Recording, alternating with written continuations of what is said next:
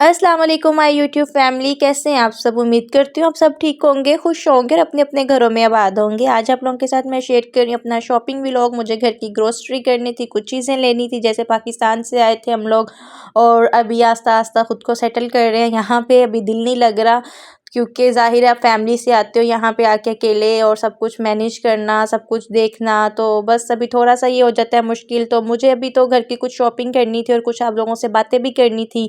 तो मैंने सोचा चले साथ साथ आपको अपनी शॉपिंग भी दिखाती हूँ और साथ कुछ बातें भी करते हैं। मैं यहाँ पे हम लोग बाहर निकले तो बड़ा अच्छा मौसम हुआ था, बारिश हो रही थी। यहाँ पे पता ही नहीं चलता किस टाइम बारिश हो रही है, किस टाइम धूप निकल आई है, किस टाइम क्या मौसम है। कमरों में हम बंद रहते हैं अपने अपने, तो कुछ समझ ही नहीं आती। बाहर निकलो तो पता चलता है ये बारिश भी हो रही थी। खैर यहाँ पे बड़ा ही अच्छा कोई मौसम हो रहा था, तो हम लोग तो वैसे ही बाहर शॉपिंग के लिए आए थे। मुझे 5 रियाल की शॉप पे जाना था, तो जी वहाँ से किचन का झाड़ू लेना था और भी कुछ चीज़ें लेनी थी। तो बस इसी तरीके से हम लोग बाहर निकले और बड़ा अच्छा मौसम एंजॉय करते गए। पर एंजॉय क्या करना है, बस घर की याद आ रही थी, अम्मा अब्बा की याद आ रही थी। वैसे तो कहते हैं कि घर सब एक जैसे होते हैं, मतलब जो लेकिन जो माँ बाप के घर की बात होती है ना, वो थोड़ी अलग ही होती है। मुझे समझ नहीं आती कि क्या ही उसमें पड़ लगे होते हैं। वही चारदीवारियाँ हैं, वही छत होती है, वही दरवाजे होते हैं, लेकिन ना उन दरवाज़ों में जैसे हम कदम रखते हैं ना, तो जैसे परेशानियाँ अलग सी हो जाती हैं। दिलो दिमाग की छाई हुई गहरी से गहरी उलझनें भी ना खुद ही सुलझ जाती हैं। जब आप एक आवाज़ देते हो मामा, तो हल्की सी धीमी सी आवाज़ भी आती है ना, जी मेरा बेटा मैं इधर हूँ, तो यकीन करें कि ऐसे ठंड पड़ती है सीने में और मतलब सारा कुछ ही भूल जाते हो। हर परेशानी को, हर दुख को, हर तकलीफ़ को भूल जाते हैं। और जब आपके अब्बा जी आते हैं और वो आपको देख कर ऐसे बाहें फैलाते हैं और कहते हैं आगे मेरे बच्चे, और खुशी से आपको गले लगाते हैं। बस वही बिस्तर है, वही नींदें होती हैं, लेकिन वहाँ पे जो नींद आती है ना, वो यहाँ पे गहरी नींद नहीं आती है। ये नहीं कि बिस्तर भी वही है, नींद भी वही है, मगर पता नहीं वहाँ पे सो जाओ तो सुबह ही आँख खुलती थी।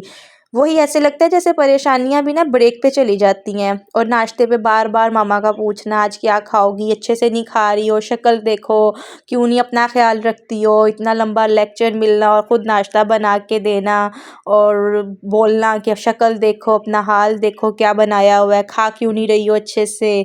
और फिर उसके बाद नाश्ते से जैसे फ़ारिग होना, तो साथ ही मामा ने कहने लग जाना, दोपहर में क्या खाओगे? रात के खाने के लिए क्या बनाऊँ? ये सब कुछ मतलब वहाँ पे ऐसे था जैसे एक फ़रमाइशी प्रोग्राम ही चल रहा होता था। किसी काम की टेंशन नहीं होती, कुछ भी नहीं होता।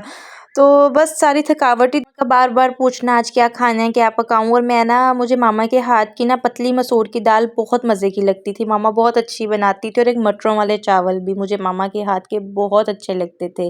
करेले गोश्त भी मुझे बहुत पसंद थे। मैं मतलब करेले गोश्त या तो एक अपने हाथ का खाती हूँ या मेरी ना मामा जौन-सी है ना, वो बहुत अच्छे बनाती हैं। बाकी मुझे लगता है कि कोई भी बनाता है ना, तो मुझे कड़वे लगते हैं, लेकिन वाहद करेले गोश्त मैंने अपनी मामा के हाथ के बड़े शौक से खाती हूँ। और इसके साथ-साथ मैंने ना यखनी पुलाव बड़ा मामा मेरी मामा मुझे लगता है बहुत मज़े का। सबकी माँओं के हाथ का एक अपना टेस्ट होता है ना, माँओं के हाथ का खाना ही अलग होता है, लेकिन मैं सबसे ज़्यादा जो मिस करती हूँ अपनी माँ के हाथ का, वो मुझे यखनी पुलाव मामा इतना मज़े का बनाती है। उसमें एक-एक चावल में ऐसे जायका आया होता है ना, तो वो मैं बहुत मिस करती थी। तो मैं हर बार यही कहती थी, मामा यही बना लो। और शाम को होते ही छुपके से पापा ने बाहर निकल जाना, चाय का ढेरों सामान लेकर आना, फिर सबको घेरे में लेकर सबको उनकी-उनकी चीज़ें देना और सब कुछ दे दूँ के फिर कहना मैं कल और अभी ये खा लो, मैं कल और ले आऊँगा। रात देर तक पेट के बल लेट के मामा से दुनिया भर की बातें करना, मशवरे माँगना, शिकायतें, कहानियाँ, किस्से सब कुछ सुनाना, मतलब ऐसे दिन गुज़रते थे कि पता ही नहीं चलता था।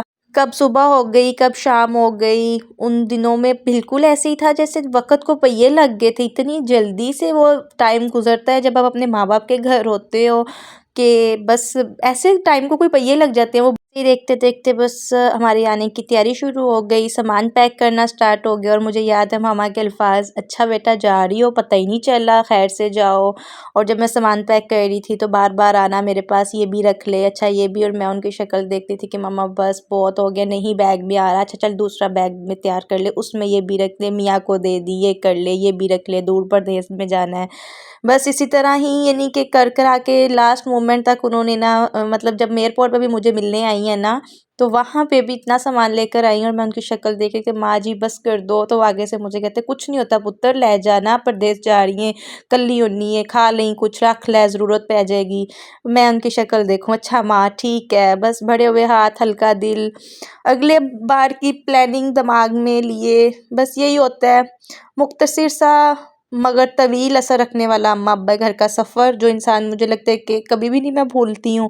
इसी तरह मुझे याद आती रहती है, चीज़ें देखती हूँ, हर चीज़ देखती हूँ तो मुझे उनकी याद आती है और वो फीलिंग्स आती हैं जब उन्होंने ख़रीदी होंगी और कितने प्यार से मेरे लिए ली हैं और मुझे कितने प्यार से दी होंगी। तो बस इसी तरह जी, यही थी मेरी आज की छोटी सी वीडियो और मेरी कुछ बातें, और यही ज़िंदगी है जो ज़िंदगी के साथ साथ हम परदेसी बेटियों के साथ चलता रहता है। खैर जी, कैसी लगी मेरी वीडियो और मेरी बातें अच्छी लगी तो लाइक कर दीजिएगा। मिलते हैं अगली वीडियो में, तब तक के लिए अपना अपने प्यारों का ख्याल रखें।